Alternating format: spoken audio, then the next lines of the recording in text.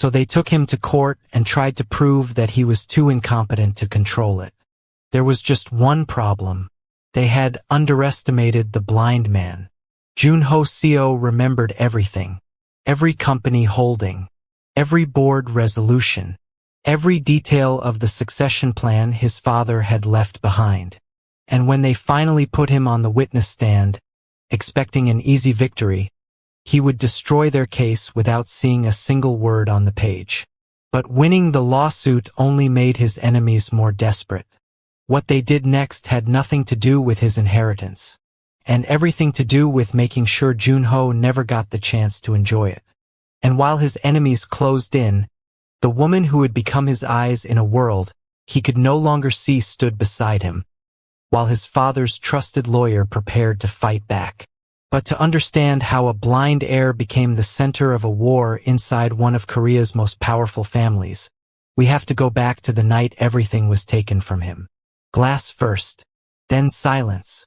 The car folds like paper. Metal screams against the guardrail. One long note that doesn't stop even after the car does. Somewhere behind Joon-ho, his mother is still saying his name. Then the windshield comes apart. He doesn't feel the cut. Not right away. He feels the wet warmth spreading across his face and thinks, stupidly, that it's rain. It isn't rain. Joon-ho, his father's voice. Then nothing. Not silence. Something worse. The complete absence of two people who had been speaking to him only seconds before. He will spend months trying to describe those final moments. He never will. There are no words for the last thing you'll ever see. When he wakes 3 days later, the machines are the first thing he hears. The second is a doctor's voice. Careful. Measured. The kind of voice doctors use when they're about to say something that will never stop being true. Mr. Seo, can you open your eyes for me? He already had. The doctor's silence lasts 4 seconds. Joon-ho will remember those 4 seconds for the rest of his life. 4 seconds is apparently how long it takes a stranger to decide how to tell a 26-year-old man that his parents are dead. And his eyes are never going to work again. The Seo estate continues without him. Schedules remain. Staff move quietly through polished corridors. Money still fills every room with the invisible architecture of people who have never needed to raise their voices. Joon-ho, 26 years old and heir to all of it, now navigates that world by counting steps. 14 from his bed to the door. 6 more to the hallway rail. 41 from the rail to the study. If he takes the long way around the console table, nobody will move. Because moving it would mean admitting something has changed. He knows the house. He does not know himself anymore. His memory of everything before the crash has become harder to reach. Not gone. Just filtered through everything he has lost since. Grief and blindness arrived on the same night and never completely separated.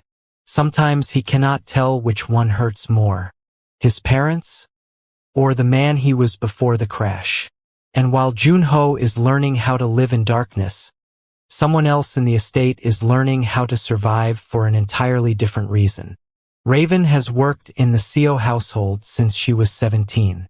First beside her mother. Now in her mother's place while her mother undergoes chemotherapy.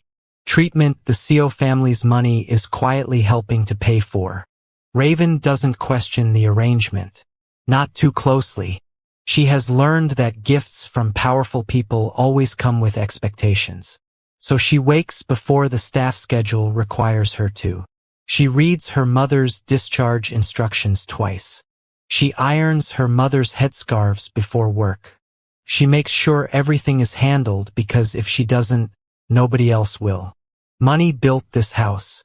Raven's hands keep it running.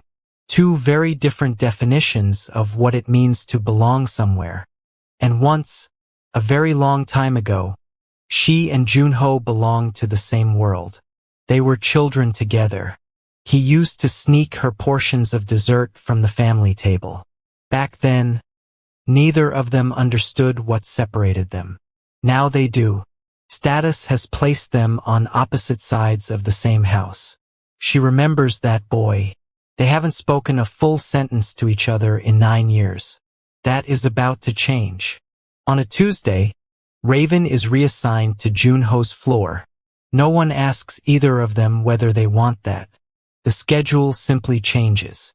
The way most decisions in this house appear. Already made.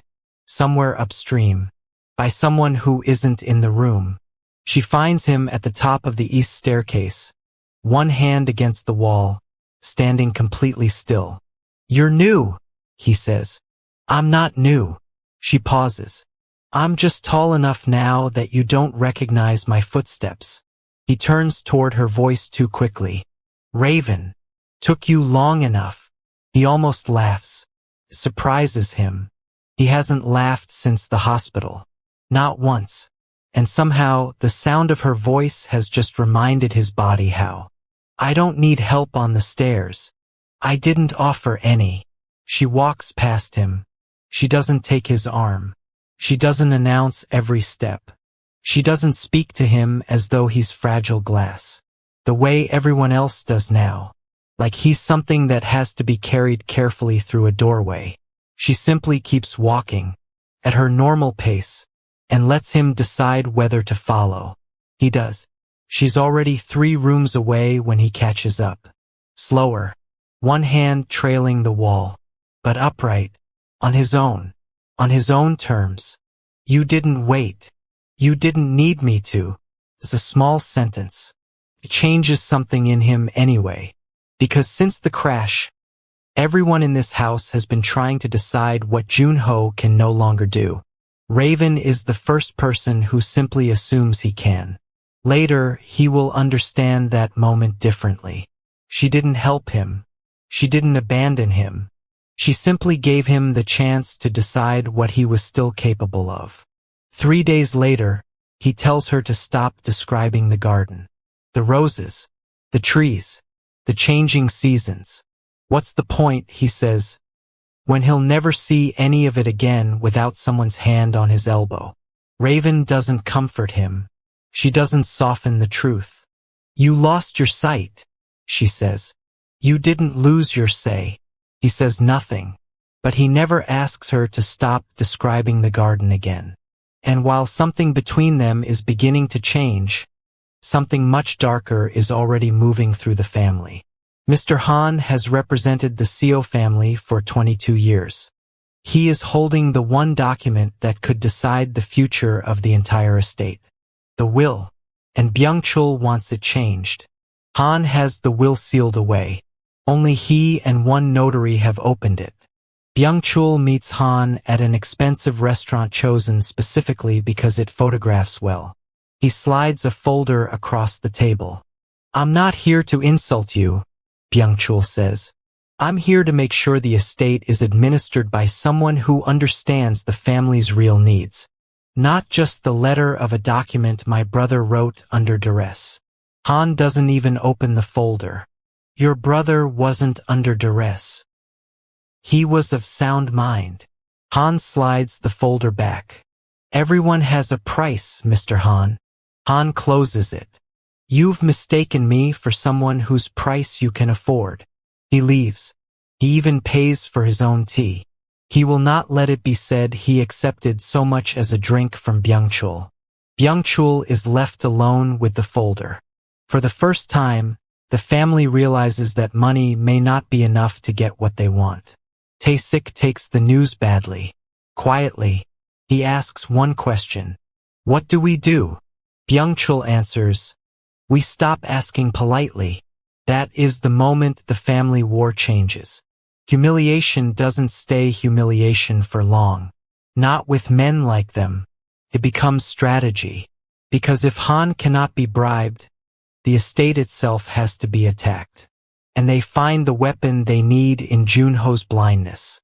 They file a petition challenging his competency. The argument is simple.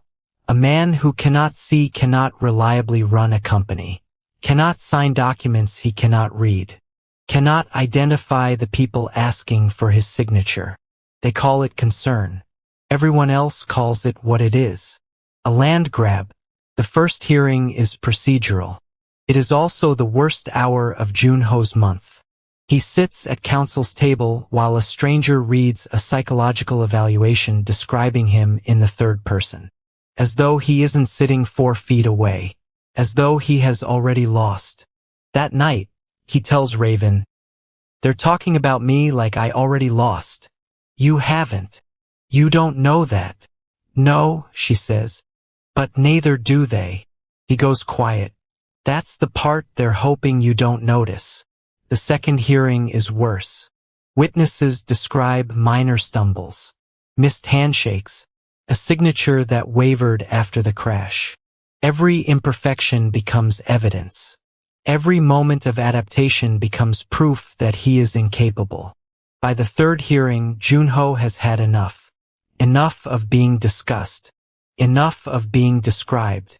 Enough of everyone deciding what he can and cannot do. "Let me testify." His lawyer hesitates.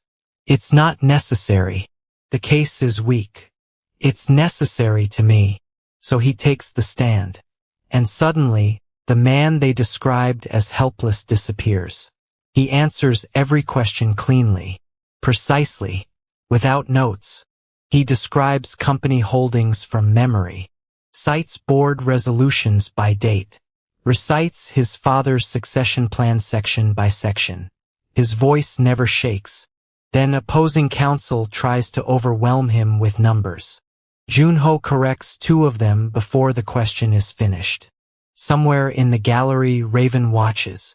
The man everyone called incompetent has just proved them wrong without seeing a single document. 3 weeks later, the judge rules. Competency affirmed. Guardianship dismissed. The petition is described as unsupported by credible evidence. Difficult to characterize as filed in good faith. Joon-ho has won. But his enemies have made one mistake they haven't discovered yet. The lawsuit wasn't just a failed attack on his inheritance. It was a trigger. Hidden inside his father's will is a forfeiture clause. Any beneficiary who contests the estate or challenges the primary heir's competency forfeits their own inheritance entirely. Han sees it. The uncles don't. Not yet. They think they lost a lawsuit. They don't know they've just destroyed their claim to the fortune.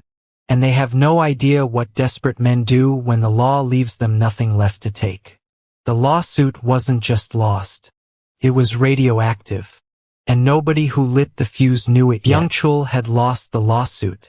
His attempt to seize control of the estate had failed. So he found another way to reach Joon-ho. Through Raven. Through her mother. And by the time Han realized what was happening, Raven was already trapped between 2 men who thought they understood her. But they had made one mistake. They assumed her silence meant surrender. To understand how that mistake became the beginning of their downfall, we have to go back to the night Byung-chul made the call. Byung-chul sat alone in his private office. It was late. The house had gone quiet. Only the desk lamp was still burning. His phone rested in his hand. For several minutes, he didn't dial. He had already tried the law. He had already tried money. Neither had moved Han. That left only pressure. And pressure was something Byung-chul understood. He finally called. Han answered from his own office. "Mr. Han." "Yes." Byung-chul's voice stayed pleasant. Almost warm. Then he mentioned the accounts belonging to Han's sister. The ones that could become very uncomfortable if someone decided to report them. He didn't raise his voice. He didn't need to. It was a threat. Han listened without interrupting. His hands stayed still on the desk. "Then report it," Han said. The line went quiet. Byung-chul had expected fear. He heard none. "You understand what that means?" "I do." Han ended the call. He placed the phone down carefully. That was all. No anger. No panic. No callback. He had spent 22 years protecting the Seo family. He knew what men like Byung-chul did when they ran out of legal options. They stopped pretending there were rules. Across the estate, another move was already being made. Tae-sik entered the kitchen the next morning. Raven was working alone. He checked the doorway first, then the hall. No one was watching. He stepped closer. Your mother's treatment. Raven stopped working. What about it? I can pay for it. She looked at him. He kept his voice low. I want information. Raven said nothing. That silence was enough for Tae-sik to continue. He told her what he needed. Small things. Nothing that sounded dangerous. Who Joon-ho met. What Han discussed with him. What changed inside the house. He presented it as help. Raven knew better. She had learned that lesson years ago. Gifts from powerful people never came without a price. She kept her face still. Tae-sik watched her carefully. He mistook the silence for consideration. Then he left. Raven stayed at the counter. Her hands remained on the cloth she had been folding. She did not move for several seconds. Then she finished her work. 3 days later, Byung-chul approached her. This time it happened in a quiet corridor. No witnesses. No raised voices. He spoke differently from his brother. Softer. More polished. He talked about family loyalty. About protecting the household. About how difficult things could become if everyone started choosing sides. Raven listened. Then she accepted his offer. Quietly. That was the part they misunderstood. She wasn't choosing them. She was buying time. In the days that followed, Raven began feeding them information. But never enough. She gave Tae-sik one detail. Something harmless. Something true. Then she gave Byung-chul a different detail. She changed the shape of a comment. Just enough to make him question his brother. Tae-sik began watching Byung-chul. Byung-chul began watching Tae-sik.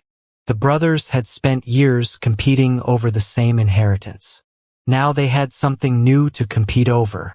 Trust. And neither one had much left. Raven watched it happen. She understood what she had created. She also understood the danger. Because every lie had to remain believable. One wrong detail could expose everything. At night she couldn't sleep. She lay awake in her small room. The ceiling stayed dark above her.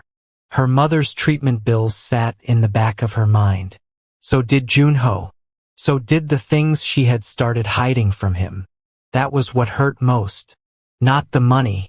Not the threats. Him. She had spent years believing survival meant keeping certain things to herself. Now she was becoming someone she barely recognized. The next morning, she stood in Joon-ho's study. He was sitting nearby, calm, unaware. She knew something he didn't. That knowledge felt heavier than it should have. She almost told him. Then she stopped. Because once the truth came out, she couldn't control what happened next. About a week later, Han noticed something. The brothers were suddenly suspicious of each other. Too suddenly. Their arguments had changed. Their questions had changed. Even the way they moved through the house had changed. Han watched from a distance. He had seen family members lie before. He had seen people betray each other for money. But this was different. Someone was feeding the brothers information. And someone was making sure neither brother knew where it came from. Han followed the pattern. Eventually, it led him to Raven. He found her in the laundry room. She was folding a sheet. Her hands stopped. Raven. She looked up. Han stood in the doorway. She knew immediately. He knew. Her first thought was simple. She was going to be fired. Maybe worse. Am I dismissed? No. She stared at him. Han stepped inside. I know what you're doing. Raven said nothing. I also know why. Her hands tightened around the sheet. Han watched her.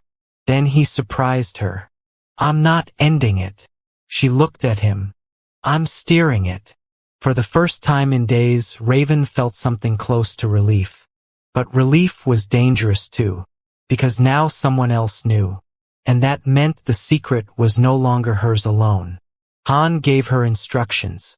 Careful ones. what to pass along, what to withhold, what never to repeat. Raven agreed. From that day forward, the house had a second game running underneath the first. No one could see it, except the people playing it. Han, Raven, and Joon-ho. Their meetings had to look ordinary. An afternoon reading session, a linen delivery, a scheduled cleaning. Nothing unusual. Raven could walk into Joon-ho's study with folded sheets. Han could arrive with papers. They could speak in plain sight. No one would suspect a thing. One afternoon, Raven sat beside Joon-ho. His assistive software was being serviced. A printed contract lay in her hands. She began reading it aloud, clause by clause. Joon-ho listened. She slowed down. He noticed. You don't have to read slowly. She looked at him. I'm not going to lose the sentence. Raven almost smiled. I read slow because I like my voice. You don't. Her smile disappeared. A quiet moment passed. No. She looked down. I don't. Neither of them moved. The contract was still open. Neither cared about it for a few seconds. Something had changed. Neither wanted to name it. Then Joon-ho asked about her mother. The question caught her off guard. He wasn't asking because he needed information. He was asking because he cared. Raven started talking. More than she had planned. More than she had told anyone in months. She told him about the treatment, the exhaustion, the fear, the uncertainty. Joon-ho didn't interrupt. He didn't offer a solution. He didn't tell her everything would be fine. He simply listened. That mattered more than advice would have. When the session ended, Raven gathered the papers. The room had grown quieter. The light had turned gold. Neither mentioned what had happened between them, but both felt it. Han noticed too. He saw them together later. He understood immediately. He said nothing. Some things were better left unspoken. At the end of another session, Han turned to Joon-ho. You're doing well. Joon-ho smiled faintly. Better than well. Joon-ho deflected. I have good counsel. Han looked at him. That's not what I meant. Joon-ho went quiet. He knew exactly what Han meant. And Han knew he did. For the first time since the crash, Joon-ho was not merely surviving. He was beginning to trust someone again. That made him stronger. It also gave his enemies something else to use against him. Byung-chul was still searching. He went through the estate accounts himself. Page after page. Ledger after ledger. He was looking for anything. A weakness. Payment. A mistake. Something he could turn into leverage. Then he found a line item. His finger stopped. His expression changed. He had found something usable. At least he thought he had. That afternoon, Byung-chul cornered Raven near the service entrance. There were no cameras there. He made sure of it. Raven backed against the wall. Byung-chul didn't shout. He didn't need to. He told her what he knew. Then he told her what would happen if she stopped cooperating. He mentioned her mother. Not as a medical patient. As a weakness. The threat landed. Raven went still. Her mother's life had always been the line she refused to cross. Now someone had stepped directly onto it. Byung-chul walked away. He believed he had won. He hadn't. That night, Raven sat outside Joon-ho's study. Her knees were drawn close. She stayed there for several minutes. She needed to breathe. She needed to decide what to say. She finally opened the door. Joon-ho turned his head. He couldn't see her, but he heard her. And something was different. Her breathing, her steps, the silence between them. What happened? Nothing. He waited. Raven. I said nothing happened. Her voice broke slightly. Joon-ho didn't ask again. Not immediately. He reached out. His hand moved through the space between them. Then he found hers. Precisely. Practiced. Gentle. Her fingers were shaking. His hands stayed steady. Slowly, the shaking stopped. Whatever she had been holding inside her began to loosen. Whatever it is. He held her hand. That's not a request. Raven closed her eyes. She still didn't tell him everything. Not yet. But something inside her changed. She was no longer trying only to survive. She was ready to fight. The next morning, Raven went to Han. She told him everything. The offer, the lies, the accounts, the service entrance, the threat. She did not leave anything out. Han listened. For once, his face gave something away. He was angry, not loudly, not visibly, but deeply. He threatened your mother's life. Raven nodded. To control information. Yes. Han sat back. The situation had changed. This was no longer simple blackmail. The threat had crossed a line. Raven looked at him. I want my mother to keep breathing. Han understood. He leaned forward. Let it be my turn. Raven said nothing. She had spent too long carrying everything herself. Now someone else was willing to carry part of it. Han began building a paper trail. Quietly, he documented the threat. He reported it through the proper channels. He preserved what could be preserved. Every detail mattered. Every date. Every account. Every conversation. Then he opened his calendar. The formal reading of the will was 11 days away. He marked the date. 11 days. That was all the time left. Byung-chul thought he had found a weakness. Tae-sik thought he had Raven under control. Neither knew that Raven had already turned. Neither knew Han was preparing the record. And neither knew what the will itself was about to reveal. Because the next move would not come from them. It would come from a document they believed they had already defeated. And when that document was finally read aloud, the inheritance would stop being something they were fighting to control. It would become the thing that could destroy them.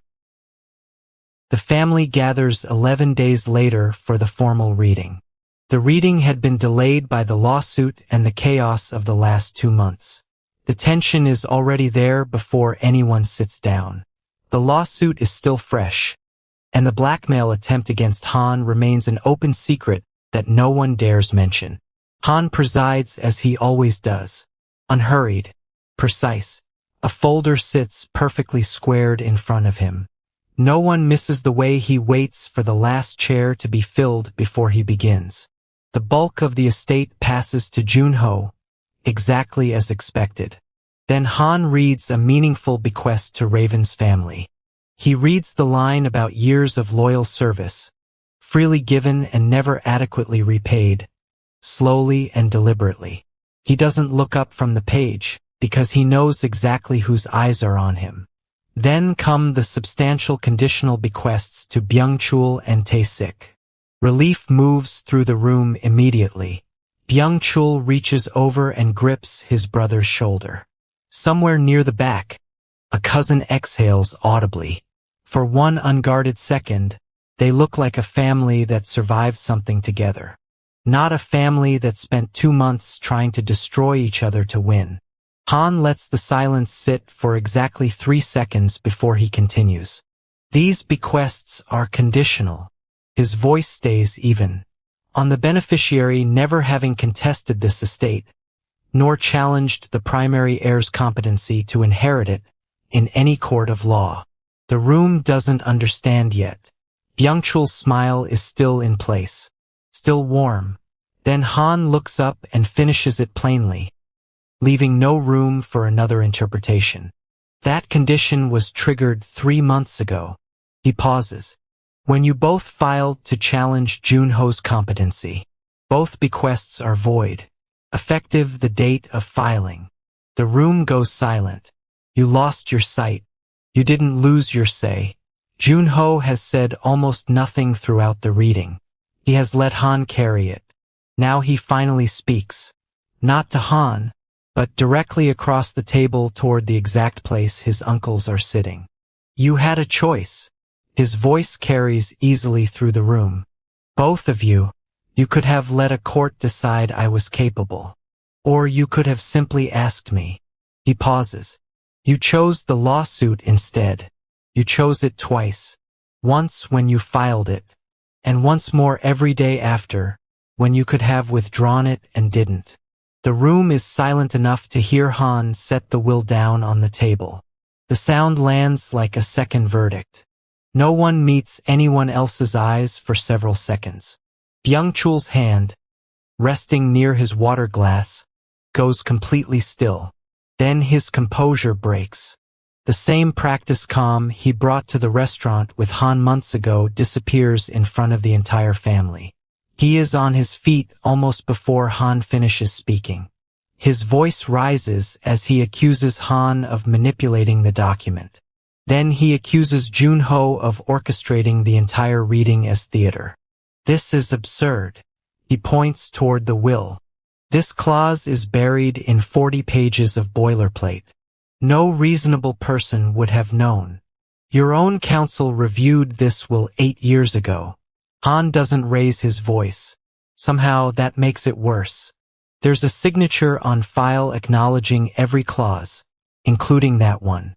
I can have it delivered to this table in 10 minutes if you'd like to keep arguing about it. Byung-chul doesn't ask for the document. That tells the room more than anything else he could have said. Every head has already turned away from him, toward Joon-ho, toward Han, toward the quiet fact that the family patriarch had seen this exact moment coming years before any of them were desperate enough to walk into it. Tae-sik doesn't raise his voice. That's what makes it worse. He sits completely still through his brother's outburst. His hands stay flat on the table. He looks at Joon-ho with an expression that has nothing performative left in it.